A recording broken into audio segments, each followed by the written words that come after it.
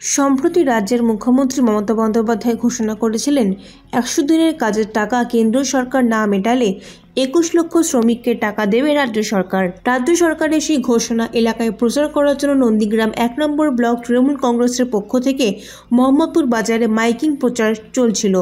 সেই প্রচারকে কেন্দ্র করে নন্দীগ্রাম ১ নম্বর ব্লক তৃণমূল কংগ্রেসের সভাপতি বাপ্পাদিত্য গর্গ এবং নন্দীগ্রাম বিজেপির সভাপতি ধনঞ্জয় ঘোড়ার মধ্যে তুমুল বচসা বাধে।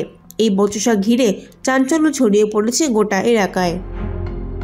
কেন্দ্রীয় সরকার বাংলার প্রতি যে বিমাতৃসুলভ আচরণ করছে, একটা অর্থনৈতিক অবরোধ তৈরি করার চেষ্টা করছে, ফলে মানবিক মুখ্যমন্ত্রী মমতা বন্দ্যোপাধ্যায় বাংলার প্রায় ২৪ লক্ষ ১০০ দিনের জব হোল্ডার তাদের অ্যাকাউন্টে সরাসরি ডাইরেক্ট বেনিফিট হিসাবে মার্চের ১ এবং ২ তারিখ টাকা দেবে।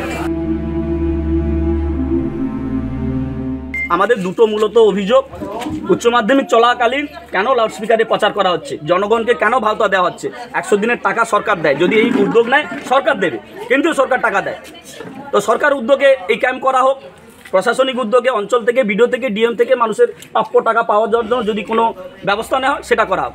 এর দল কি পুরো তো ভাওতা দিচ্ছে, দলীয় গতভাবে এই টাকা দেওয়া হয়, পুরো মানুষকে বিভ্রান্তি করার চেষ্টা করছে। এই জন্য আমরা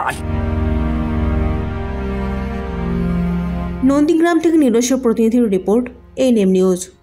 আরও খবরের আপডেট পেতে সাবস্ক্রাইব করুন আমাদের ইউটিউব চ্যানেলটি আর বেল আইকনে ক্লিক করুন নোটিফিকেশনস পেতে।